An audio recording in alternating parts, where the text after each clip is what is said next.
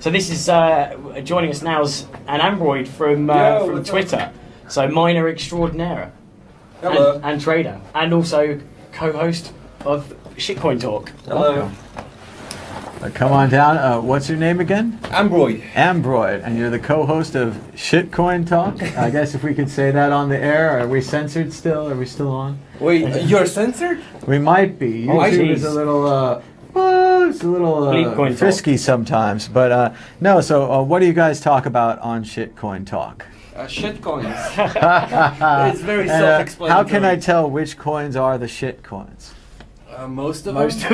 That seems about right. Someone asked me earlier today, "Is everything that's not Bitcoin a scam?" And I think I said yes. Yeah. Oh, baby. That's right. Well, we've got to lock this thing down. Some people are working on sound money to solve the problems of the world, and other people, they just want to print stock certificates and not be held accountable for it.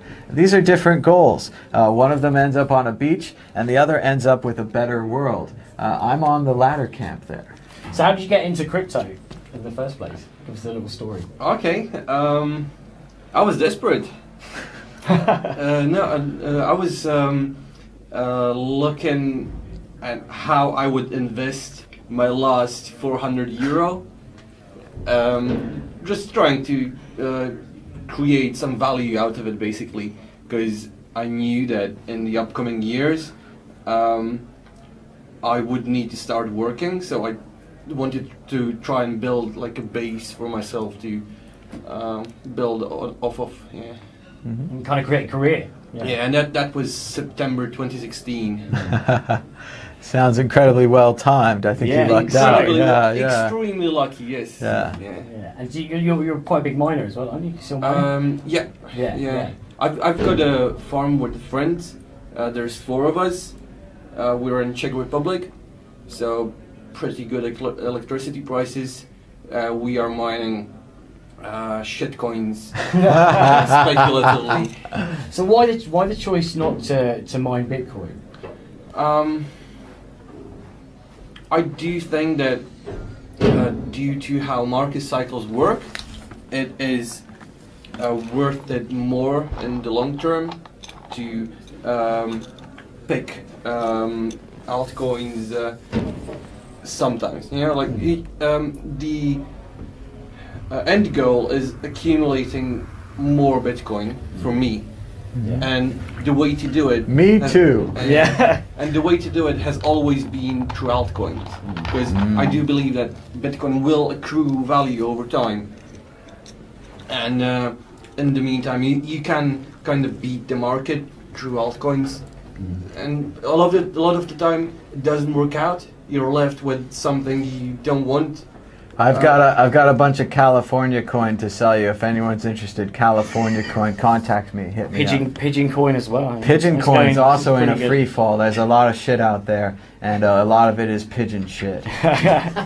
I think they could probably do a rename now to like Flying Rat Coin or something. Now, again, obviously, you're very lucky that you have a mining farm. When I had miners, they were in my living room, and I was trying to watch movies in the other room, and it was constantly rah, rah, rah, rah, rah, rah. Do you have any similar problems at your mine? Does it make a lot of noise? Oh, yes. We should actually buy like these deafeners, otherwise... It's funny, you think you're going to work in a nice computer lab and you end up working in an airplane factory, right? Yeah, it's out of control. Well, but one thing with, or why these sounds are generated are because there are fans cooling down the mining equipment, right? Yeah. So what are your thoughts on liquid cooling and water cooling? Liquid cooling in general, the investment towards doing it is... it gets much more expensive to. No, just no. Oh yeah, it looks amazing though, doesn't it? It looks really cool, and they've got that kind of funky video where they lower these like miners in, and they're all whirling away. And it's not water, is it either? It's some kind of oil or something, or gel? It's oil. You want oil because it conductivity. Yes, thank you. It conducts the heat much better, and. I'm a chemist originally, actually, nothing to do with IT. So, sure. It just doesn't make sense. It's much cheaper to circulate air, Right. and a lot of it, right? That's just much cheaper. That's what you want to use. Especially there's a lot of mining going on in places like Iceland, where they don't even have to cool the air. They scrub it a little to make it clean, and they just bring it straight in and send it straight out. And do you have anything like that in the Czech Republic? Czech Republic is very seasonal. Like, for example, this summer, it was like 35, 37 degrees Celsius. Very hot, yes. So it got very hot in the mine. We did end up purchasing more fans. Right. So that helped a lot. And now it's so cold in the mine that the guys are shivering. You're going to have the big coats and the earplugs. It's quite an operation now. And I wish I could just buy more fans. That sounds like a great idea. I think we need some for this room. It's quite hot. I've got a friend, he's actually mining in Britain, and he's told me that he lost 10 kilos over the summer, just sweating it off. Yeah, so that's like a good way to lose weight if you've got problems. Well, it might be one of many solutions, right? But why not try it out? Yeah, you can earn lose money while mining. Yeah, you can lose weight while you're making money. Perfect. That's a win-win. That sounds great. Thomas and I are at the Riga Baltic Honey Badger Conference. We talked to Alex Petrov from Bitfury. Yes. And we talked briefly a little bit about using this heat that is being generated by miners to, for example, heat up a room. Yeah. So what are your thoughts on secondary usage of mining equipment, such as heating water or heating a house? I've got a friend in the US actually who has done this.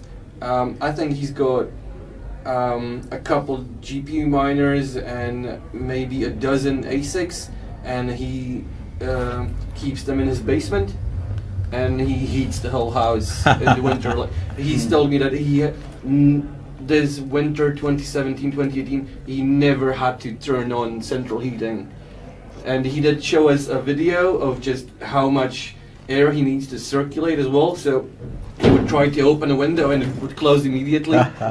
That pressure. Yeah. Someone was just telling me the story of like the world's first house with electricity and the first kind of modern home. And what that guy did was actually very similar. He had a spa in the basement, so it was always hot, and there was hot water, and it was sounds wonderful. And the heat would go up, and it would help heat the rest of his house from that basement spa.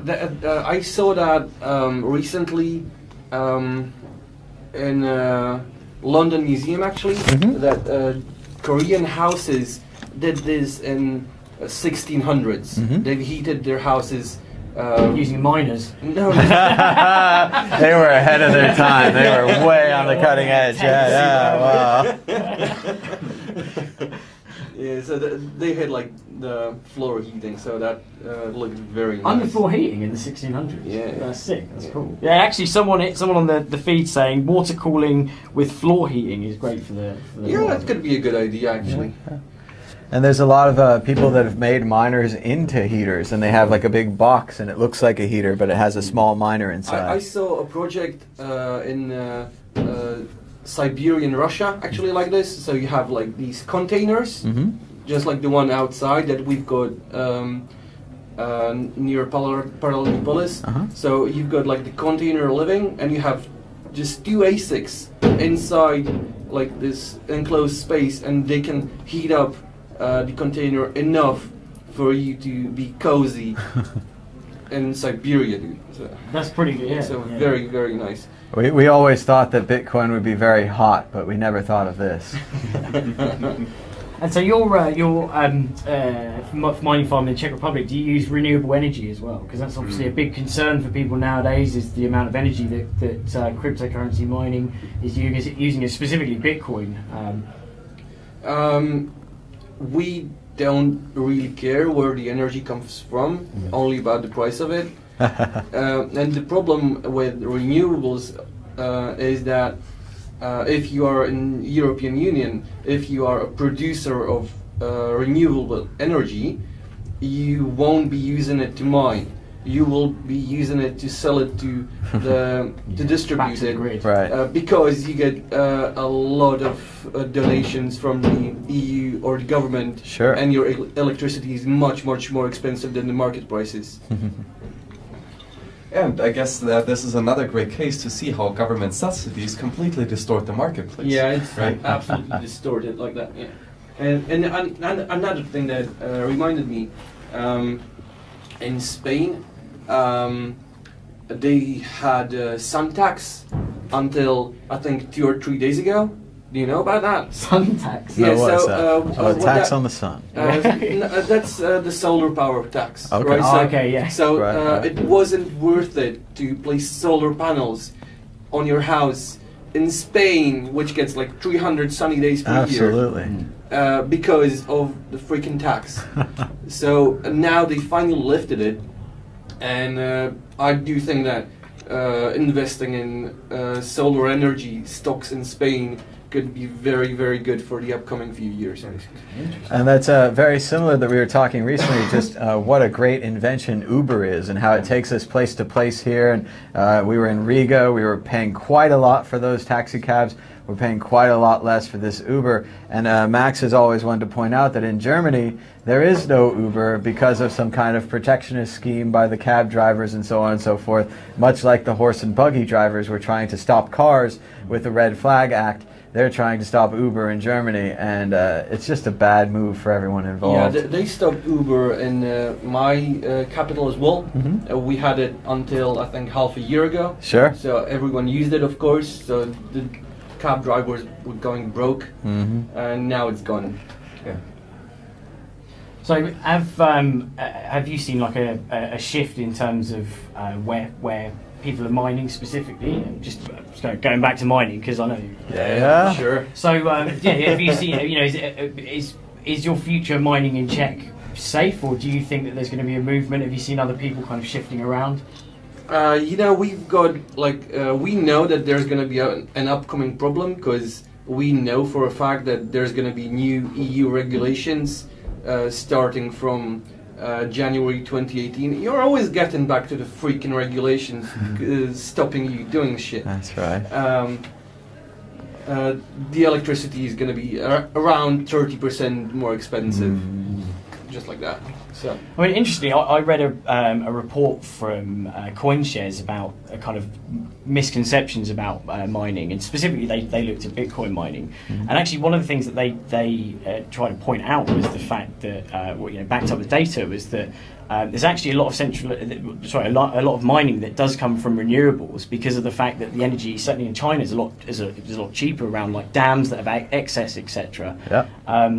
Yeah. So I think that kind of the more efficient solar energy and wind energy and tidal energy gets, I think that we'll see that kind of spread of mining around the world. again, it depends on the regulations in the country.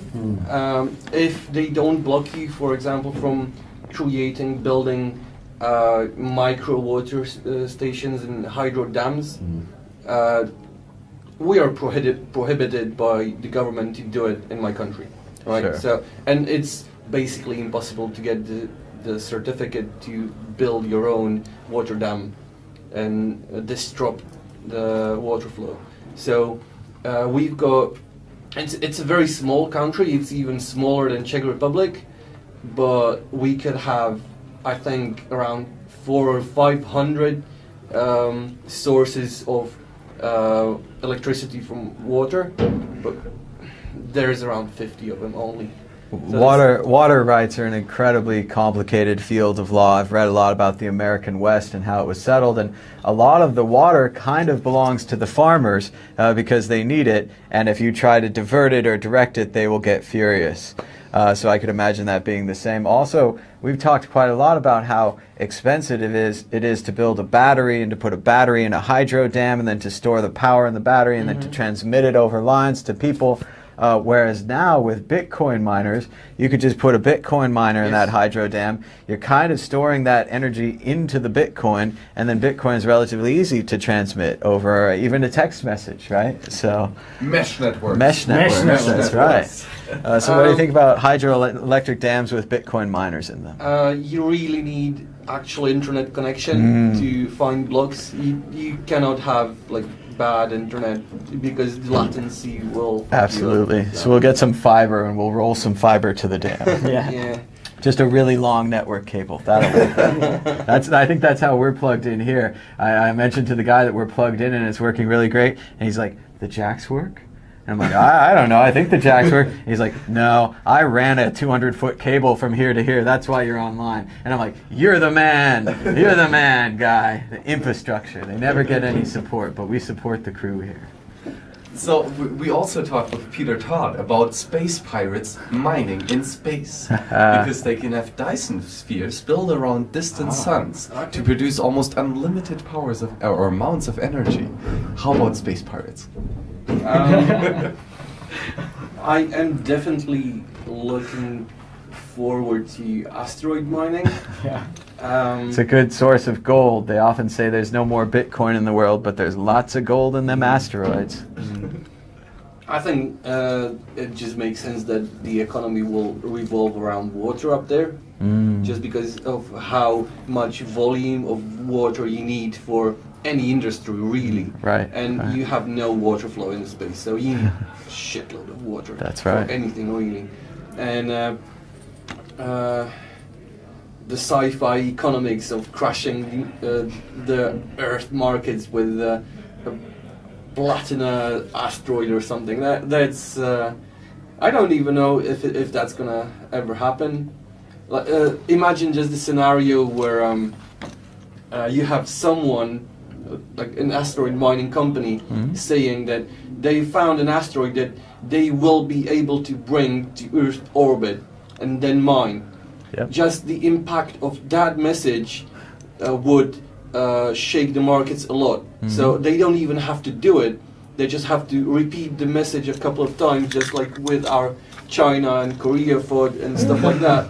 And you can just short and long the market and manipulate it like that if you've got sufficient capital. Maybe we could start that right now. I'm planning on pulling an asteroid into the Earth's orbit, and I'm going to mine me some gold. So you tell your friends, and they'll tell their friends, and they'll tell their friends. And buy Bitcoin. And buy Bitcoin, because obviously this is going to affect the price of gold.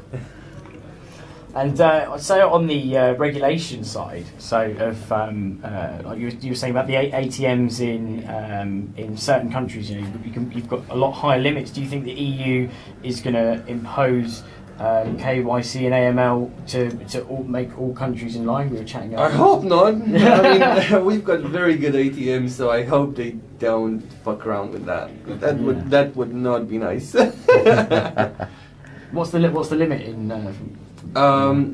There's one guy. He's got. I shouldn't even be saying this because everyone will start going to his ATMs. No, he's got.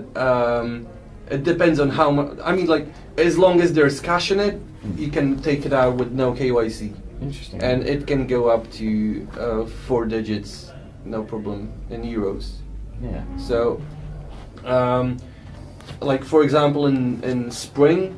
When Bitcoin was at $13,000, I wanted to sell a bunch, and he's got like this website where he says he shows his status of how much cash is in each ATM, because he's got a few of them in the capital, and so a message popped up that he filled one of them with 20,000 euros. I got there 20 minutes later and it was empty. Interesting. So there's definitely a lot of demand for it. Yeah, sure. There's a lot of demand for it, definitely. Yeah, there's a lot of like this OTC volume in these ATMs. I think I did experience it in London as well. For example, there like this tiny off license in Dalston, right? And you go in there and I couldn't find the ATM because they're like hidden and back inside the shops, So I asked the guy, is there like a Bitcoin ATM nearby? And he's like, what are you talking about? Do you mean the Bitcoin machine? And I'm like, yeah, that's what I mean. So it's back in the shop. So I walk in there and I see these two black guys, and they're like putting the 20s in. Oh no. So I'm like looking, so you think it's going up? I wanted to sell, of course. So yeah, it's pumping, dude. So that was the move this summer to 8K, if you remember. It dumped right after they bought, of course. Bart Simpson style. So then I asked them, so are you like gonna keep it in Bitcoin? And they're like, no, dude, altcoins. What you want to buy? Doge and Stellar. So okay. I hope they held the Doge until now. I doubt it though. Have you convinced a lot of people to get into Bitcoin, not from a buying perspective, you know, and actually holding Bitcoin, but the concepts and what's the biggest kind of barrier that you found with trying to get the concept across? Very, very few people. I don't bother anymore. Mostly because the biggest barrier in my countrymen is like the mentality. We are a post-communist country, so people are not used to investing their money. So everyone just puts it in their bank accounts and forgets about it. And that's like the better scenario. The worst one is that they just blow it up. And does like kind of again being an ex-communist country, does that does the kind of the love of the state, you know, does that also impact because the rest of the world reports that it's kind of Bitcoin's going against the government, so in an area where people have a lot of respect for the government, it's an interesting situation where we don't love the government. We are very disillusioned with it. We just don't believe that they'll do anything useful, so to speak. So we just don't care anymore. That's also a very Slavic approach towards life. And on the other hand, you've got like this huge movement. The community in crypto is very, very vibrant here, as you can see, because we are in a Slavic country in Central Europe. And my country is basically like right next door, so to speak. It's a couple hours by train to get here from me. So very similar in that sense. So the people either find their own way, or you don't even bother trying to convince them. Very stubborn, yes. Yeah. So one thought that I had recently is that in the early days, right, the mining was subsidized by inflation. The new Coinbase block reward was given by them to the miners and created out of thin air, right? From nothing to the end. There's thin air in here. There is thin air in here. I think it's very thick. Yeah, I was going to say, feel it, swim through. And so there were transaction fees as well, right? But they were minuscule in the early days. Yeah. And right now we're starting to see that direct transaction costs are increasing as the indirect subsidy through inflation for block space is decreasing. Yeah. And this will of course continue, right? So I'm not entirely sure about that. Okay. Just because I do believe that a lot of transactions will move to second, eventually maybe third layer. So that will decrease the direct transaction costs for a lot of people. Very true, but how that will then of course in total decrease the payment for the miners. Yes, and it sucks. No, that generally sucks for us. I did ask Eric Lombroso yesterday about this after his talk, or rather during the discussion. But I think that in general this will be offset by the price increase of Bitcoin itself. So even though you would be getting, say, let's say, half a Bitcoin as the block reward, and then 0.3 Bitcoin as the transaction costs, it would still be worth it, because hopefully Bitcoin would be a lot higher USD valuation by then, and you are still counting your costs in your electricity, basically. If the price doesn't appreciate that much, and it does become a bit more inefficient to mine, what do you think impacts that's going to have? We are living in that right now, actually. So a lot of people that I've talked to here at the conference, they say that they just turned off their miners. So we are right at that plateau. This is like, from that standpoint, this might be a good fundamental factor for us being bottomed out, just because it's not worth it to mine for the retail miner, so to speak. So it kind of would, I suppose logically, would move back to a more centralised mining effort where you have to, in order to be able to be profitable, you've got to have these huge efficiencies of scale. Actually, it's very recent. There's been a short report by Cumberland Mining. Do you know them? No.